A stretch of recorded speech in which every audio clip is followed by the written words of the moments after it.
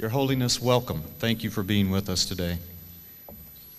On stage, we have leaders of higher education institutions, several of whom you've already met. We enjoyed our ceremony with you yesterday in conjunction with Nova Southeastern, our wonderful partner across the street. We know that you've had a ceremony today also at Florida Atlantic University, also one of our partners, and we now welcome you to Broward College. Thank you for being here.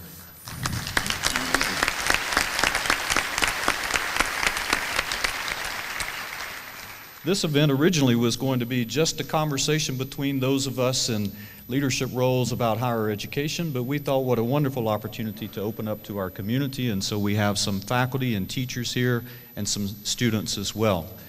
I will ask you a couple of questions, Your Holiness, to start off, and then we'll open it up as we move forward and invite our other panelists here on stage to join us as well. Good. So, I'll start, if it's okay. Yes. Your Holiness, in many of your books and public talks, you have emphasized that all members of the global community are profoundly interdependent, economically, environmentally, and in many other ways. And therefore, it's essential that we cultivate a sense of universal responsibility. In your view as educators, how should we in our higher education communities provide leadership in this responsibility to our global community?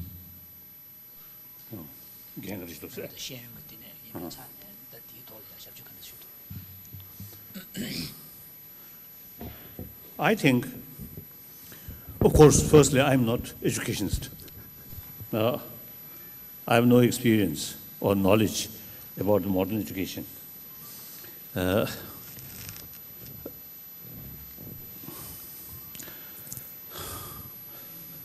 Your question, I think all, what's it, usually we call sentient being, the being who have cognitive sort of capacity, and accordingly, you see some thinking power. So we are one of them. Then all, by nature, they are, what's it, their purpose is to survive. Even non-sentient beings, like plant, these also have the right to survive, existence. So it's a certain, even chemical level, you see, they have some sort of capacity how to survive. So then those beings who have the cognitive power, also you see, they, I think eye conscience here, these things, you see, they help us, you see, for survival. Generally, you see that very limited. So immediate sort of danger, see or feel, then take protection. Beyond that, not much concern, not much knowledge. But we human beings, now, another sort of also the potential, capacity, you see, think much sort of as a long-term or much larger area. Here, education have the important role. You see, make known, you see, these factors, and then how to deal these things. I think education, I feel, the main purpose of education is guide us the proper sort of life or our goal, happy life. So now today, of course, I think the whole world, whether they can do or not, you see, that doesn't matter, but everybody realize education is so important. However, I feel whether I think it's something wrong, then please make correction. You know, I always have this sort of view, and also mention to share other people. In the European continent, and 1,000 years ago, about 1,000 years ago, the separate education institution is started. So that means the church sort of was the theology is not sufficient. So there are many more new subjects. So it is necessary to create separate education institution. So seems at that time, those subjects, church can sort of say, manage. And those something new subject, and then for that, for separate education institution started. Now those things which church can manage, now here, moral ethics. Here, I think very much the concept of God, Creator, the whole world created by one source. So that actually is the concept of global responsibility. Whole globe does it come from one source, and we are part of that. So some kind of it acted as something that brought, at least in idea, together. Now then eventually the church's influence in the society becoming limited. And frankly speaking, non-believers also now there. Although I think 1,000 years is non-believer there, but I think non-believer more active, like that. And then also, there are different variety of religions. Some no sort of faith, no concept of creator. So there are now varieties. So in any way, so today, the body or institution which taking care about moral ethics now becoming some way a little bit weak. So now the modern education institution alone now should look after both fields, brain development as well as moral ethics side. So now here, generally, you see, we pay much more attention, adequate attention about education, but less attention about moral ethics. So since many years, since I think few decades in Europe and also America, some occasion I express, now time come, we have to carry some research. In India also, the Indian education system, modern education system is British introduced, so more Western education system. So obviously, sometimes you see that not include India's 1,000-year-old sort of traditions.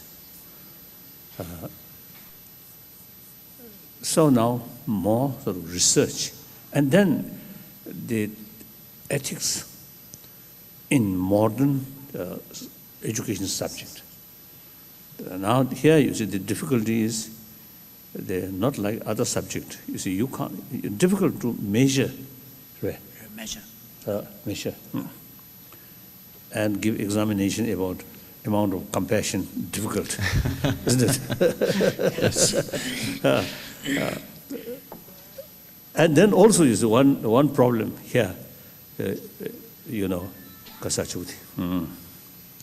Some people, some my friend, you see, they believe moral ethics must be based on religious faith. Then a lot of complications, particularly like India. There are so many religious traditions there, so difficult. So obviously, I think basically two categories, the theistic religion, non-theistic religion.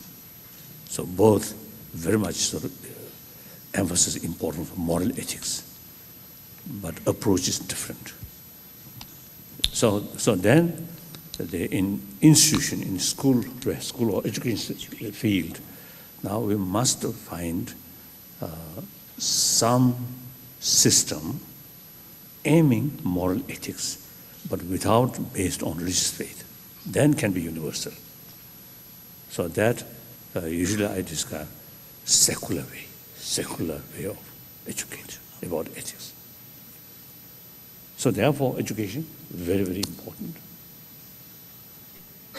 Indeed. But how to deal, I don't know. You know better. You know better. Sometimes we're not sure we know either, Your Holiness. We understand you're a fan of technology. In fact, I just this morning, early, noticed that you are now on Twitter. Oh. Within the last 2 days, His Holiness has a Twitter account, and within only 2 days, I saw this morning as of about 6:30, there are 100,000, more than 100,000 people have subscribed to your Twitter account. I'm one of the newest ones. Technology is becoming more and more an important part of what we do in education. It can have its frustrations with some of our faculty who are here. I'm sure would describe to you students who have their cell phones in class that ring sometimes and can be disruptive, but it also has incredible opportunity through the internet and the web to reach out anywhere in the world now. What are your views on the role of technology in our society? Oh, really wonderful. Really wonderful. But I myself is completely ignorant how to handle these things. The old type tape recorder, mechanical, old type, and camera as well. These digital camera, I cannot handle. Digital summary. Digital technologies, His Holiness was saying it's beyond him. Old type camera, yes, I myself also use it, and also sometimes a little damage I can repair. I think my skill, this hand, finger, I think like my own age. So this latest sort of technology I cannot handle. I don't know.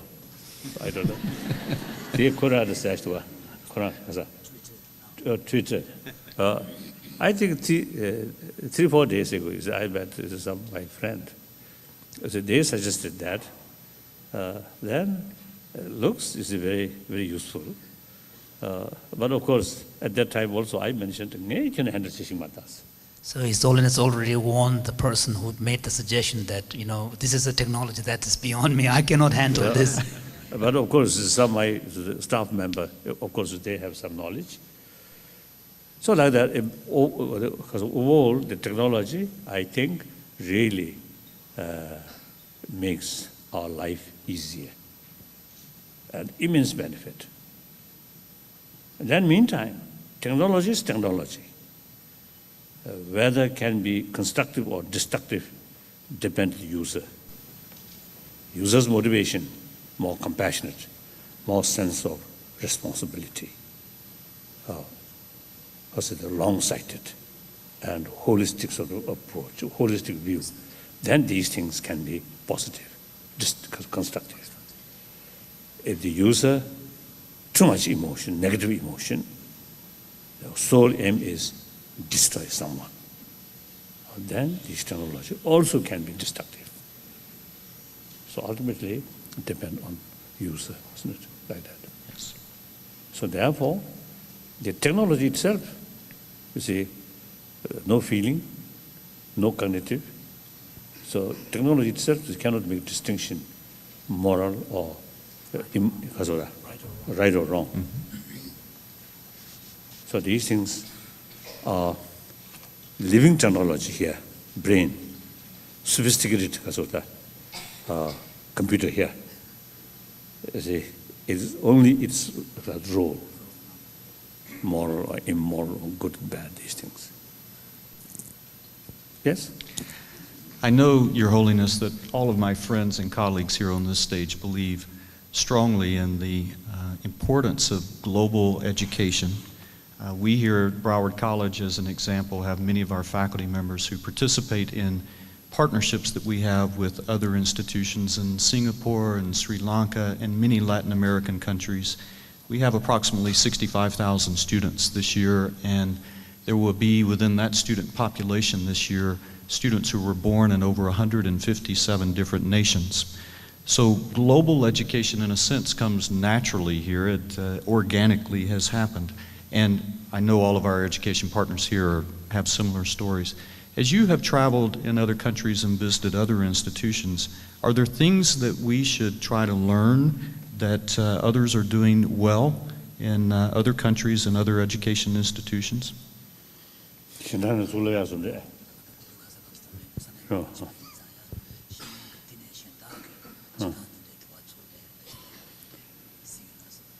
I don't know.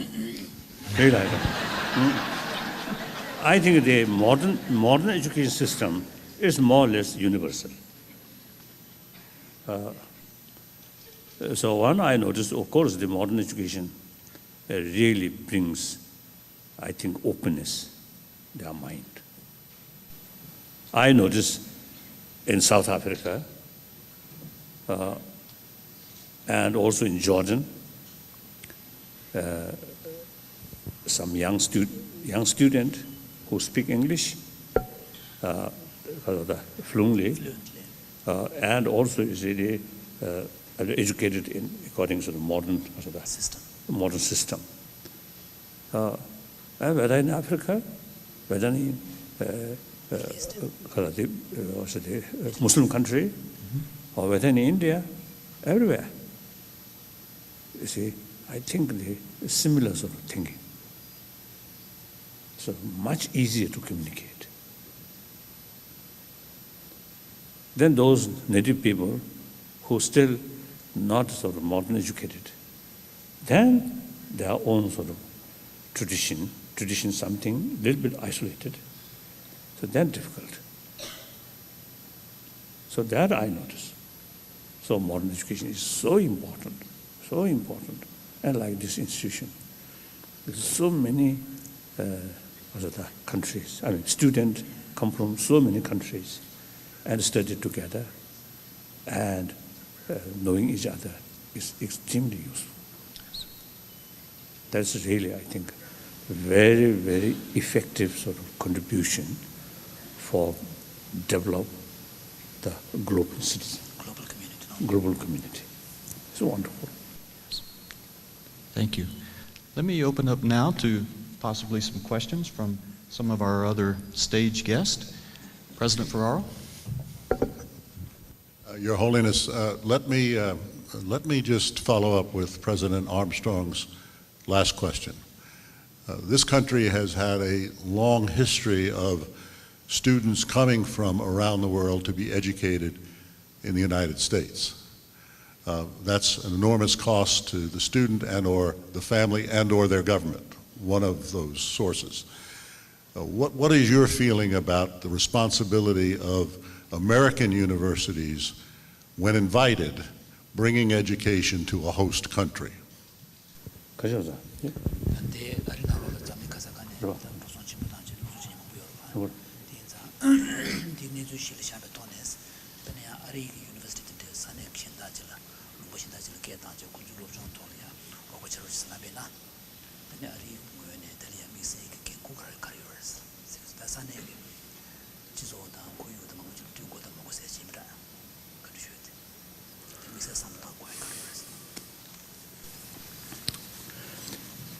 Yesterday, in my public talk, or I think yesterday morning, I think you were there. No, I mentioned some American values: democracy, openness, transparent, free information. I think these values, I think universal value. I think some problems we are facing. Like in our own case, the dealing with Chinese, not Chinese as a whole, but Chinese as a communist. See, they grown up with certain sort of, training, or ideologically training. So it seems to see their mind not open enough. Fixed, fixed. Something fixed. And I think they carry certain sort of activities on the basis of their own mental projection picture. So former Soviet Union also, you see, carry that. And then there is some in Arab countries also, you see, I think, because the 2 centuries remain isolated. So little knowledge about outside world. Compare that, I think India, because of British sort of ruler introduced English language and modern education. So Indian, I think, generally speaking, I think much, much better to deal with outside world. So as a result, now India, perhaps I think other sort of the factor also there, but one thing, India's democracy, rule of law, freedom of speech. So compare some of the neighboring states, India is much, much stable. Even some problems here and there always come surface, that's all. Others country, closed society, some unrest there, but all suppressed. So essentially, more serious. So therefore, the American, when you carry some help or program in education in other country, I think American, the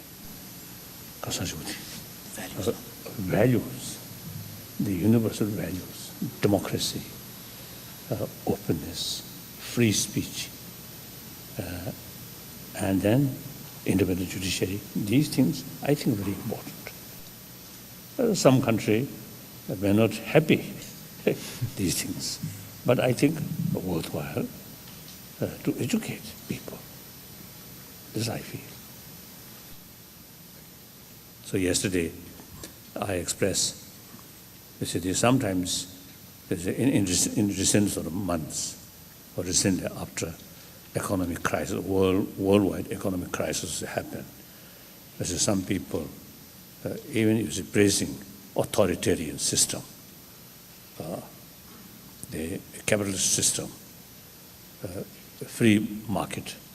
Some people is a little doubt, right? That's, I think not, because it is not correct.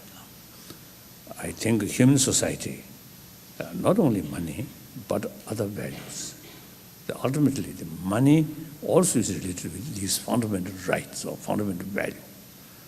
So American should feel proud your traditional value, democracy, freedom, freedom of faith, freedom of expression, and independent free media, and independent judiciary.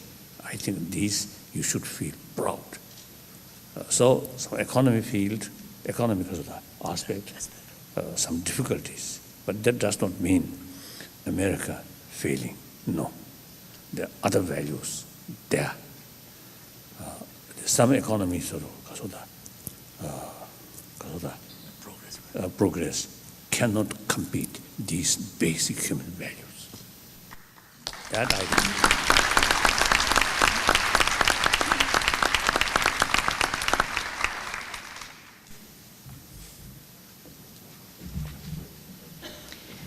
The women came prepared with your books over here. You speak about the art of happiness and the pursuit of happiness, and that is just a basic human desire. But then you also talk about the need for inner restraint. which I would say to you, we have not been exercising well given the world condition. So I just wanted to ask you, Discipline. Discipline. Yes. I wanted to ask you to talk more about that inner restraint, that goal of inner restraint. Oh.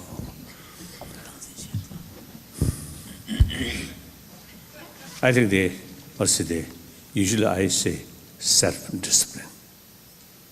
Discipline not imposed by some higher authority. No. That kind of discipline is really oppressive. Now here, I think most cases, the spiritual sort of discipline, and also in the society, discipline means some kind of protection of oneself. Now some people who have because of the high blood pressure, then doctor suggested you should avoid certain sort of things, types of food, and then restrain. That's not that's the self-discipline for sake of your own interest. Your tongue may want to say something, but use here, oh, this is not good for my health. So then discipline. So that's self-discipline, not imposing by someone. From outside, like that. So that's self-discipline. Something else.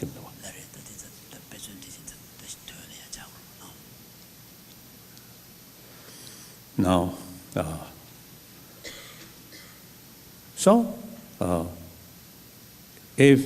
now I think problem, we usually, take take like anger, fear, jealousy, suspicion, these things we take for granted, part of normal mind. Then sometimes circumstances also causing more anger, more suspicion, more fear. And if you take for granted, not because of that. That is changing. So if you treat this occurrence of these negative and destructive emotions to be simply just natural thing, then because of the circumstances, these negative emotion then more often come. Eventually, the person's basic sort of nature then becoming more agitated now. Agitative. So therefore, part of our mind, compassion, love, forgiveness, these also part of our mind. So the negative emotion, because of the circumstances, is more often arise. Then under such circumstances, we must pay more attention about other aspect of our emotion, which is essentially counterbalance. So that's why I think those destructive emotion, restrain, try to minimize. And these, as a counterforce, these positive emotion, then deliberately should increase. Now, for example, the air controller is when more cold come, then the heat system should increase. Then become outside too hot, then inside also is too hot, then you should increase the cold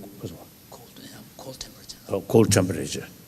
Similarly, although these different emotions are part of our mind, but calculate some of these emotions are very harmful, not only disturb our peace of mind, but also very much harmful for our health, body health.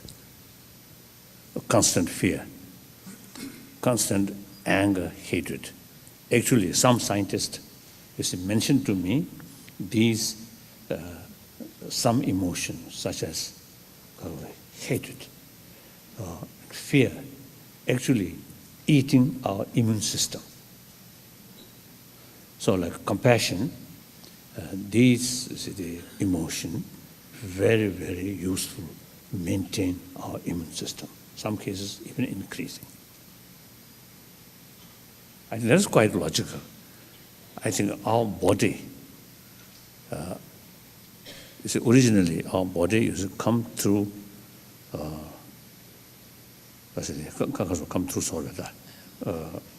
grown up in the atmosphere of mother's care, mother's affection, and also family member. If everybody take affection, show affection, take care, the children grown very well. Sometimes there is a danger to spoil. But of course we can make correction nicely.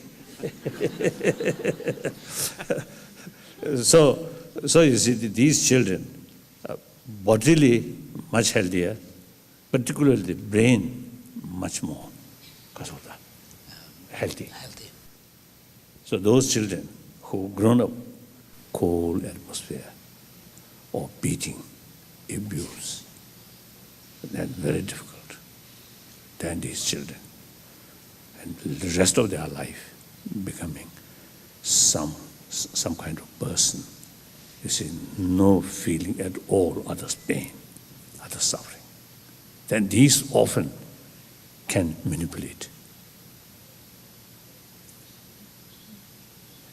Give some money and go to kill that person. They will do, because no feeling of others' pain. Isn't it? Like that. So therefore, discipline, self-discipline, out of reasons, out of, now there are, contradictions. Short-term interest, short-term desire, long-term interest. So sometimes there are contradictions, conflict. So then we have to take seriously the long-term consequences. For that reason, some short-term, even though you want, but self-discipline. So actually, protection of your own happiness. So no contradiction. So no contradiction, isn't it? I think put self-discipline. Discipline, just word discipline. Then there are other discipline imposed by other force. That's really terrible.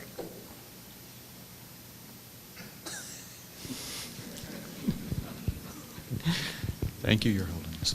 President? Yes, sir. I've had the pleasure of being in your company now 5 times and hearing your words of wisdom. And I've had an opportunity also to read your books. Your profession of the core values of the United States are most appreciated by me: life, liberty, freedom, democracy, pursuit of happiness.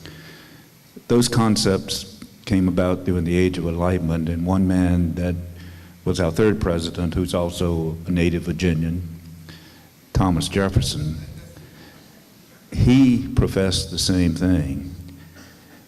One statement he said for us educators, if a nation expects to be ignorant and free in a state of civilization, it expects what never was or never will be.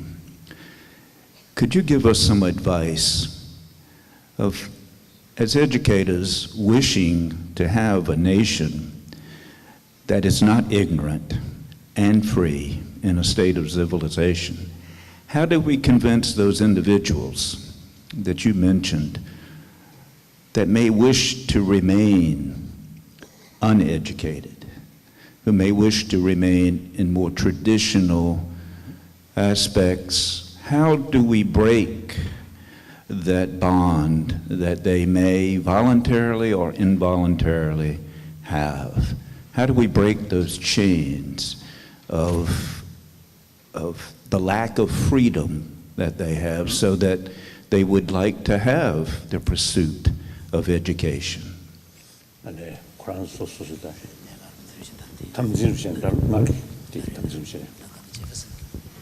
I think there are, as far as I notice, there are two categories.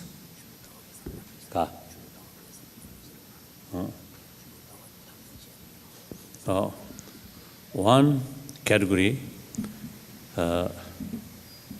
was some native people. I noticed in Latin America. It's one time I was in Colombia or something, Peru, I don't know, one country. There are some indigenous people come to see me, and they are very much concerned about the preservation of their own culture, their own identity, and for that reason, they prefer remain isolated. Then a similar sort of the indigenous people, like they call such a thing. Yes, in New Zealand is the Maori people, and then also the Samiland people. Sometimes people call Laplander. In northern Scandinavian country. So now, for example, the Samiland people in Norway, in northern Norway, they're thoroughly educated through Norwegian language and thoroughly educated. But at the same time, you see, they carry preservation of their own identity, their own culture, their own language also. So I have sort of strong sort of view that the Samiland's method for preservation of their own identity, their own culture through modern education is the right one. In America also, is some small pockets of native Indians.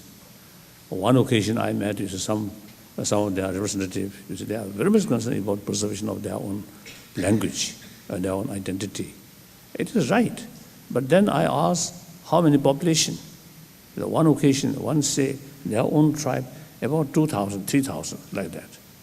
And very difficult to preserve. And then also, often I ask such indigenous people whether they have script or not. In many cases, no script, just oral. So then I suggested to them, you must have a script, written script, then Romanized script. If traditionally no written script, then must invent some script. So with modern education and preserve their own culture, their own identity. Then, within ancient culture, heritage, I think it is really worthwhile to make distinction. As far as Tibetan is concerned, right from the beginning, you see, our main concern and effort is preservation of Tibetan culture. But within the culture, some form of culture, some of the aspects of culture, the social sort of creation, the social condition change. Then these will change, have to change. No use to preserve. One aspect of culture, heritage, is something very useful, So that culture we can preserve because there is reasons. And if we explain properly, then people realize it is something useful to preserve. So that kind of culture really worthwhile to preserve. And some cultural heritage actually, according to reality, outdated. There's no use to preserve. So some, even religious as a tradition, most these, because of the ancient religion, you see, come at the time of, you see, the, because of the, more than 1,000 years ago. So the religious, Buddhism also uses some concept, you see, they develop according to the existing social system. So that part, now the social system change. The social sort of way of life change.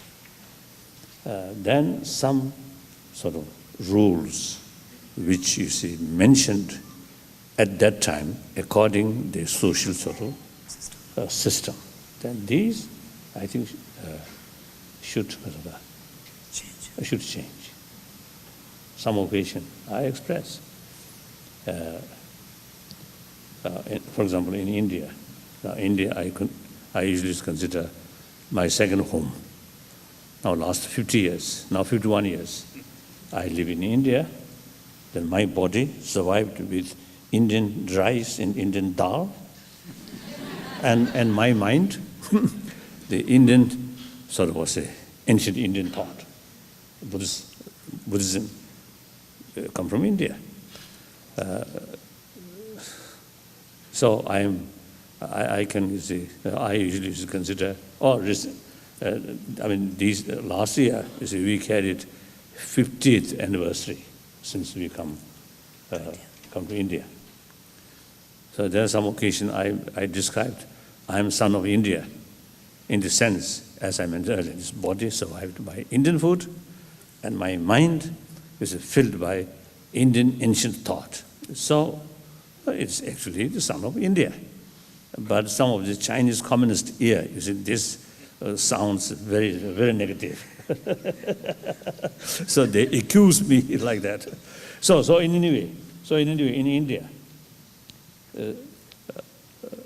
sometimes I express some of their custom, which essentially outdated.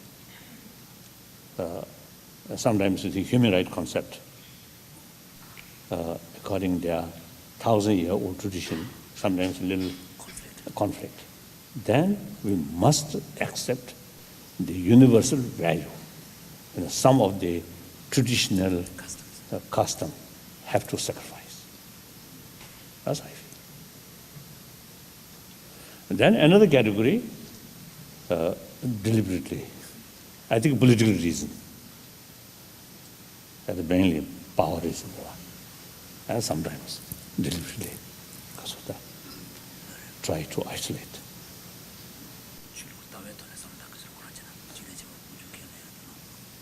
So like that.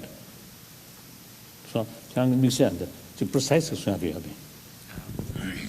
Holiness was wondering whether you could be more precise.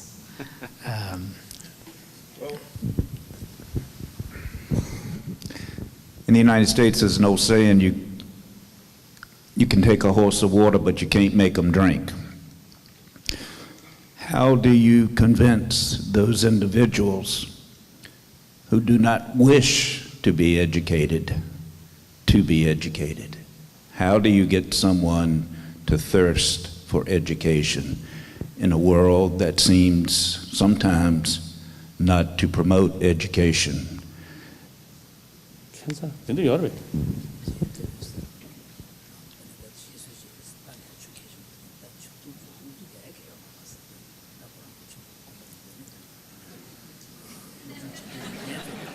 And I think most children, may not have keen interest for study. In my own case, you see, when I was, begin to study. No interest at all for study, just for holiday or play. So sometimes you see compulsory to study. So that, I think, same. But then, as I mentioned earlier, you see, like some of these indigenous people who really concerned about preservation of their own identity and their own culture and method isolate. That's actually suicide. So, I think education, whether the children's side, willingly or not, education is very, very important. Without education, you can't be a productive human being, or eventually you will not be a happy person. Ignorant, or completely ignorant, very dull.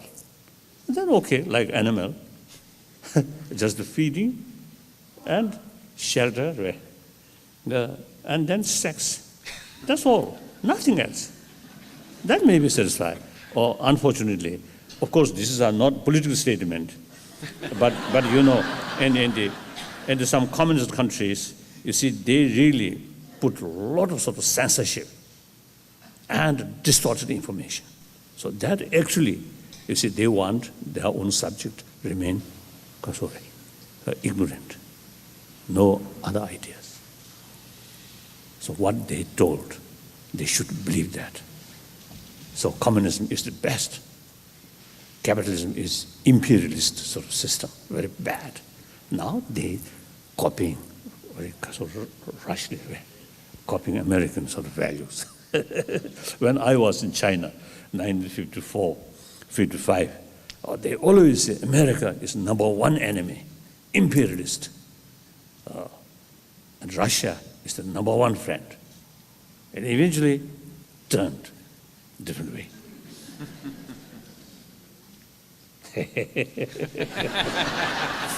So these are narrow-minded, and they deliberately put people in ignorance.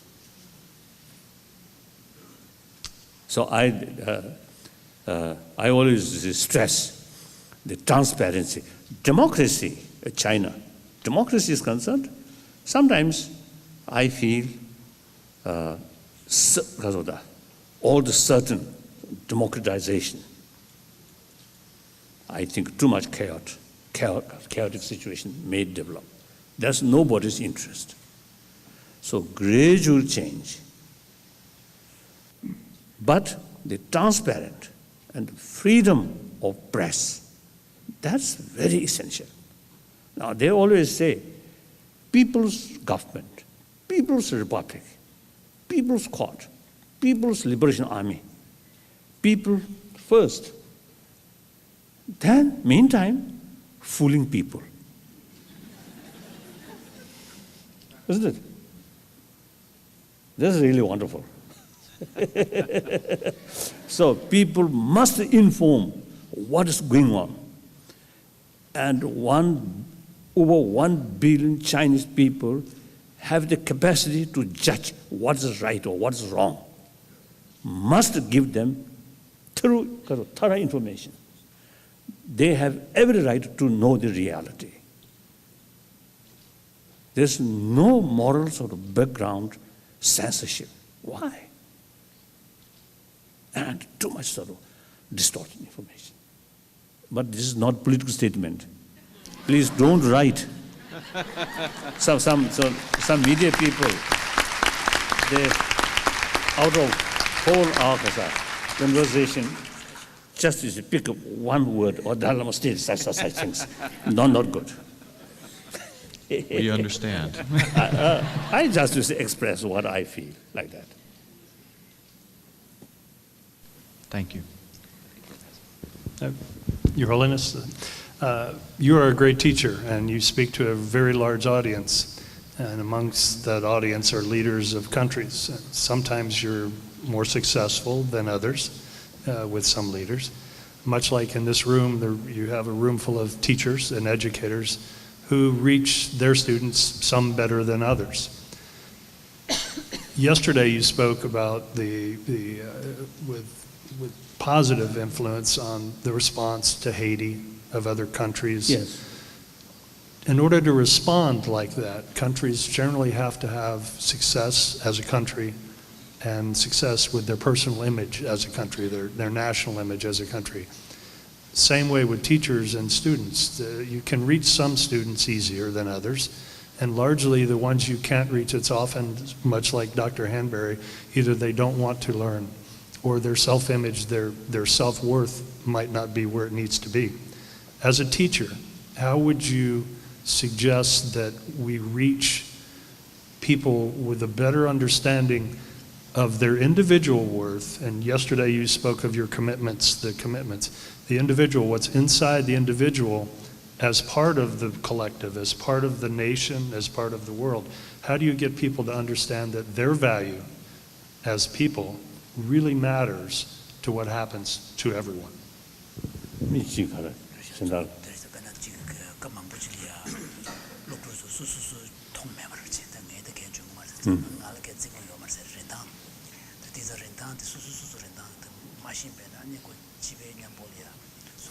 Yes, when we think about global crisis, then one individual, very tiny, insignificant. But the change, on the other hand, if we think it properly or systematic, then naturally there is change on this planet, or is facing because of the certain effort to overcome certain sort of problem. Initiative or the job on our shoulder. Nobody's because of the shoulder. The problem which we humanity facing. Now we humanity ourselves must face these challenges and find ways and means to overcome these. So then when we talk humanity, there's no something humanity there beside ourselves. No. 6 billion humanity from 1, 2, 10, 100,000, 10,000 like that. So 6 billion must come through one. So you are that one. So change must come through one. Then 10, 100, 1,000, lakhs, or 100,000, million, like that. So initiative must come through individual. So judging that, you have some sort of potential to make some contribution for change of the world or make better world. So in any way, someone must come, must carry initiative. Everybody is waiting, come someone. It's a mistake.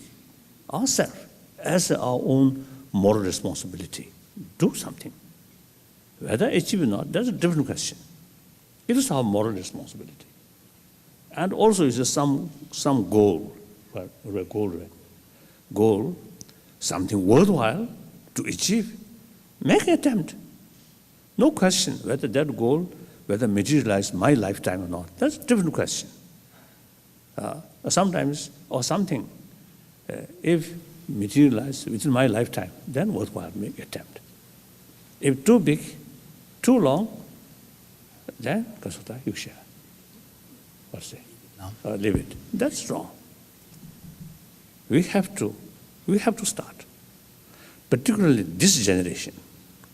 Now here you are not too old and too young, so you are the generation who got the, I think, deeper experience what happened in 20th century. Now we are supposed showing a path to coming generation, which are experience, what we collected from previous century. Previous century, actually, I think there are many good things there. As you see, you mentioned using these marvelous technology, these things invented in that 20th century. But in 20th century, according to some historian, over 200 million human beings killed. and nuclear weapon actually used on Japan, Hiroshima and Nagasaki. So that century is really terrible. Century I usually call century of bloodshed. So nobody like that. Nobody want that. Repeat. So it is our responsibility, this generation's responsibility, to tell younger generation, if the previous sort of trend, just power, disregard moral ethics, the result, suffering. Immense suffering. So we have to tell our younger generation, now think more the sort of also the other side, which more safeguard for peace, happy, tranquility, like that, isn't it? So it is our responsibility. Make an attempt. If fail, no regret. At the time of death, no regret. I done my best. Okay. And I think the next generation, who eventually going to face some problem, they also say, our elder show us right way, but ourselves fail. Now we can't blame on them. Okay. Otherwise, they may say, our elder not showing us the right path. They may, nowadays, we Tibetan, at least myself, say, I often blame our previous generations. They made mistake.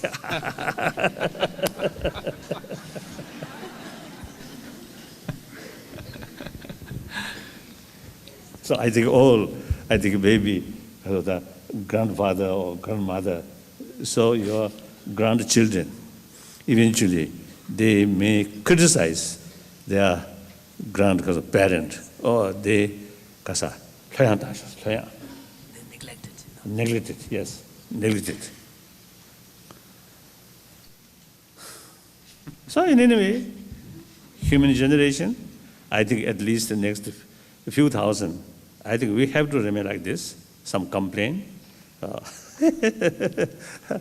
but within that, we have to make every effort be better world. Isn't it? And also, I think we can't rely totally on God, or those people who believe God. So God created this, but at the same time, there are a lot of problems there that we have to solve this problem. If we put all the responsibility to God and just pray, that's unrealistic. We have to work.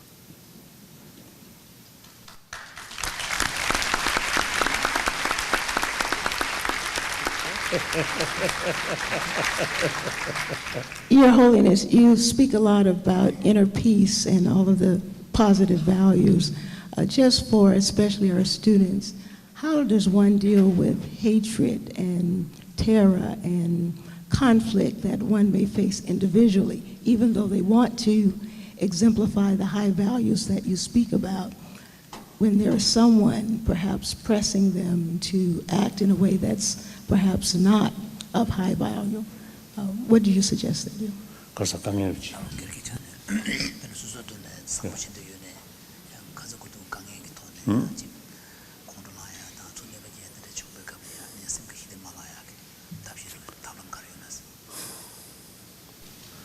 Of course, that's difficult.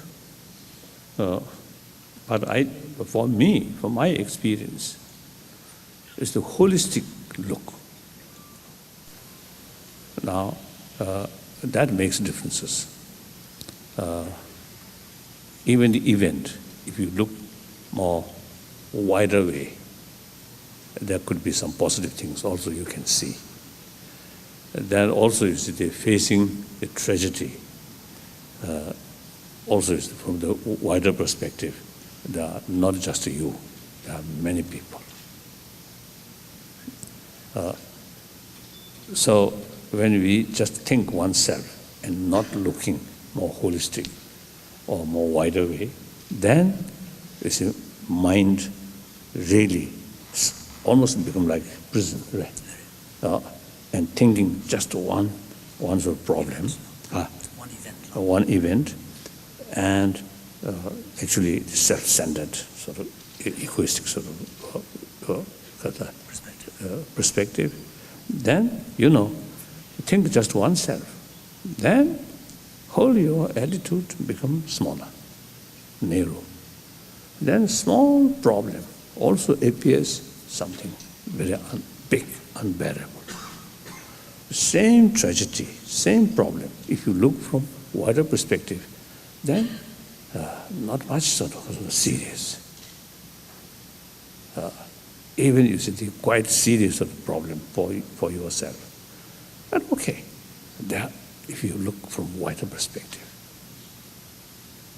So I think maybe Kasota is useful to look problem itself from Kasota, from various angles. And then also think humanity as a whole. There are millions of people, billions of people who are facing the same problem, but comparatively, now for example in America, comparatively much better, fortunate. There are democracy, there are system, judiciary, because of the system, and everything is much better than some remote area. I think some of these African sort of state and some Asian state, some remote area, no, because of the basic facilities. So remember these, then you feel, fortunate. So sometimes I usually, I express, American student, go different part of the world, then you will realize how fortunate your own country, your own area. And then still, the gap, another sort of there, I think global, because of that, global one issue is the gap rich and poor. So global level also is this big gap, rich and poor. And within the nation, America, some time back, I was told the number of the billionaire increasing, but poorer people still living there.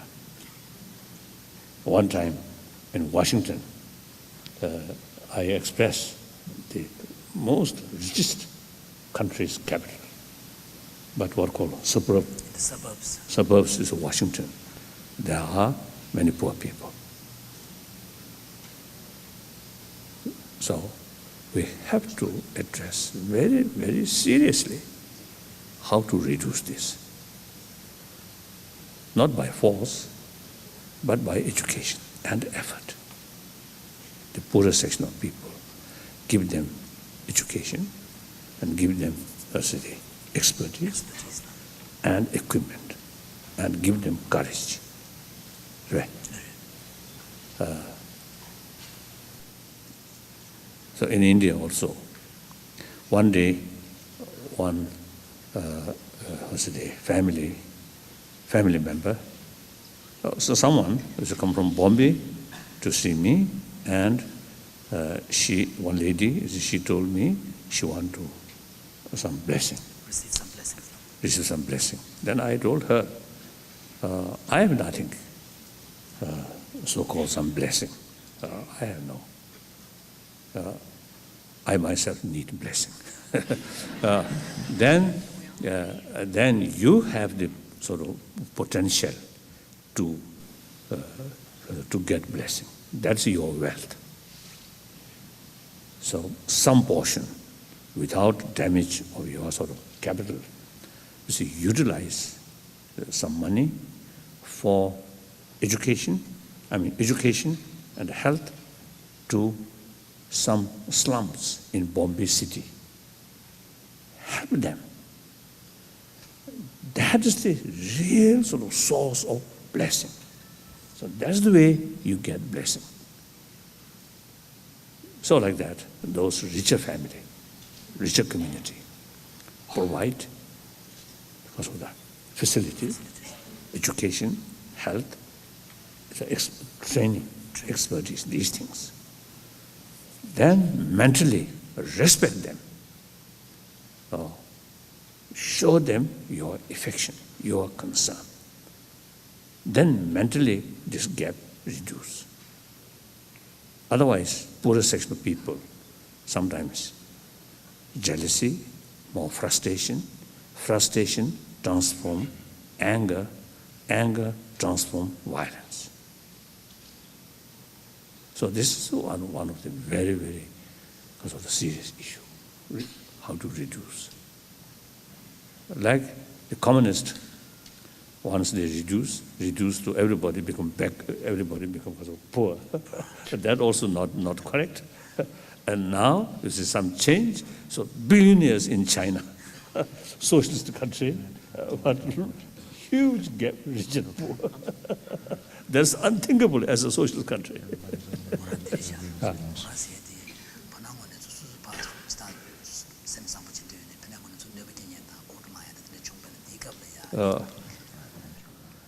Yes, yes, that's true. In spite of your sort of attitude reasonable, but the other side not do same way.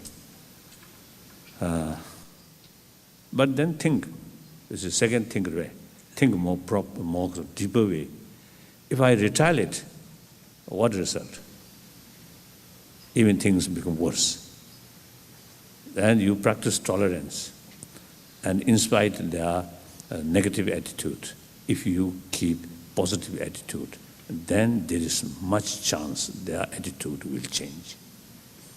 If you take similar sort of attitude, tough or arrogant, then their attitude becoming more harder.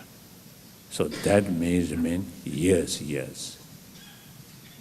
There's a Tibetan, among Tibetan, there's a tradition, although they consider something heroic sort of tradition. The grandparents' time was something, some quarrel. Then there are generations, whole generations, you see, they keep that and then take opportunity. Once they have the opportunity, they revenge. That's foolish. So just a few days ago, at Dharamsala, is some Tibetan from very remote area, Tibet, used to come to see me, and they told me, in their remote area, still that practice is there. So they asked me, please, you must mention name of their own place. That kind of practice is totally sort of wrong. He mentioned like that. So like that, you see, if you treat, in spite of their attitude, negative attitude, if you remain calm, then I think the other person, sensible person, then eventually will change. That's much better. Of course, physical sort of danger come, then you should run away. Isn't it? I often is telling people, if mad dog come, then you still say patience and compassion. That's foolish. Must run away.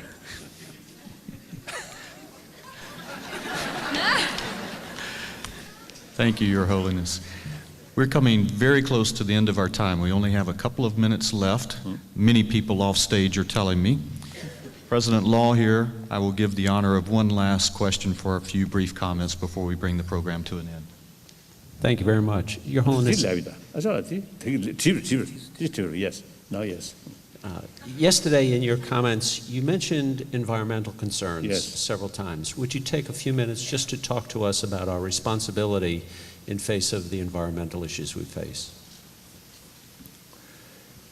Firstly, according to my own experience, you see the reaction to violence immediately come. But then for environment degeneration, not that kind of so striking. Without notice, gradually degenerate. So once we noticeable, you see some eye problem or breathing problem, then maybe too late. So therefore, educate about importance of environment is very, very essential. Make awareness through information, through radio or through newspaper, through media, and also through education, like that. And then taking care about environment, not just a few slogans, but taking care about the environment, it should be part of your daily life. So that sort of my thinking, my experience. Then usually, whenever I left the hotel room, I always switch off the light. Then water, I never take Use bathtubs. bathtubs. In my own house in Dharamsala, previously one bathtub, later I removed that. Only shower.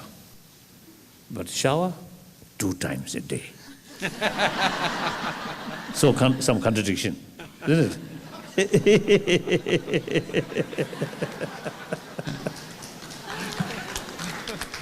Thank you, Your Holiness. And then I want to share, you see, about the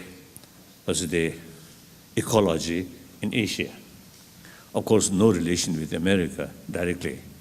I think indirectly, maybe Tibet as a roof of the world, and some change that, and plateau that also see affect India's monsoon, and also in monsoon in China.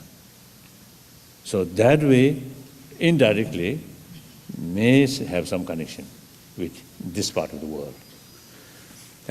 But at least in Asia, some Chinese ecologist, some academician, I saw, I think, 2 years ago, one Irish ecologist, one scientist. He showed me one article wrote by some Chinese academician. They describe Tibetan plateau as the third pole, because the affection to global warming, as much as North Pole, South Pole, Tibet plateau, also very, very important factor. So he described Tibetan plateau, third pole. So, and they say the global warming rate in global level 0.1, Tibetan plateau 0.3, they say. So that's, I think, perhaps one new information. So we, now Indians also, you see, they're taking serious sort of notice, and now Chinese academician also, you see, they taking sort of serious sort of notice. But then government level, they only think about exploitation of nature resources, minings like that. So just a few days, just before, I think 2 or 3 days ago, before I leaving America, I met one Tibetan.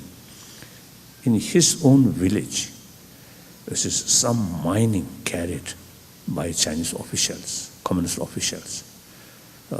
They don't know, but some animals, domestic animals, as well as wild animal, many died. I think water polluted or something.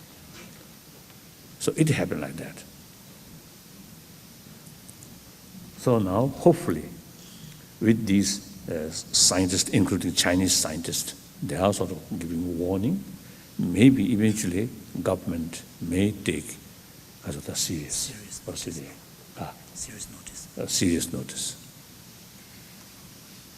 But you know, in many, I think during Dorungchin, Prime Minister, you know, the former Prime Minister, Dorungchin, when he was there, because at that time, because of unprecedented flood which took place in China proper.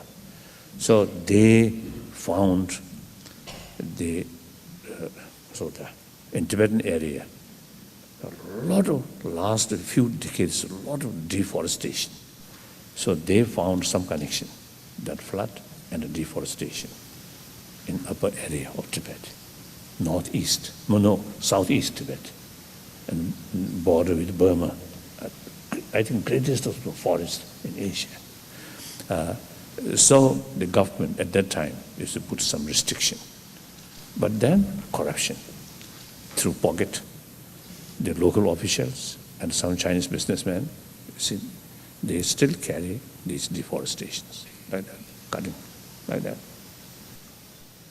So global issue is very, very, global environment issue. Environment issue is very, very serious. Or sometimes you see some people have the impression now scientific sort of highly developed and technology, so we can control nature. I think that's unrealistic. Ultimately, we still remain under nature. So we have to take seriously about nature pet. Nature's law, like that. We must realize we are part of the nature. So sometimes some people describe Mother Earth, right? Earth Mother Earth. I think that word is very, very nice, isn't it? Earth provides us oxygen and everything.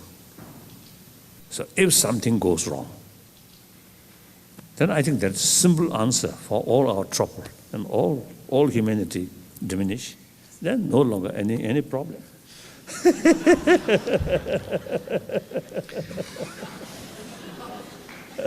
Whether God acceptable or not, the eventually world will change, will go. Like that. A sun itself, after 5 billions of years, our sun also will change, will disappear. Anyway, no question. So these also sometimes is helpful. Look, eons. Then our life, just 100 years.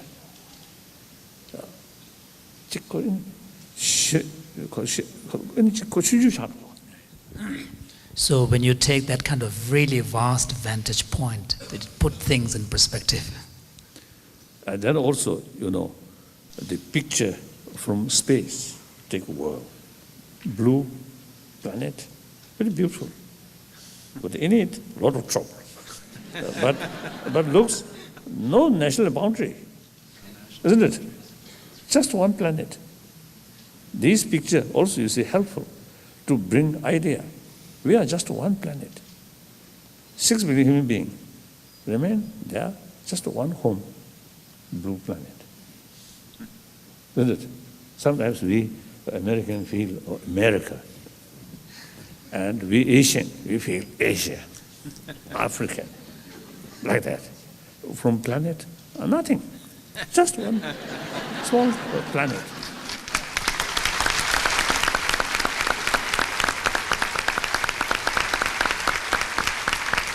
Your Holiness, you have now been in 50 years in your second home of India. This college is celebrating its 50th anniversary this year. So for even more reasons, we thank you for being with us. Thank you.